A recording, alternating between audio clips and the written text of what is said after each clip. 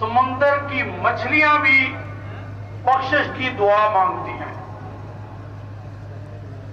आले सुन्नत के लिए बहुत बड़ा नुकसान है जो कभी पूरा नहीं हो सकता। मैं बल्कि कहूं, आले सुन्नत के लिए ये आमल हुज़न है, गमों का हाल है। तय दर तय मशाइख़ आले सुन्नत,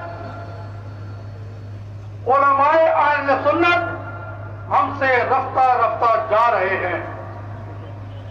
गनीमत जानिए इस मिल बैठने को, गनीमत जानिए इस मिल बैठने को।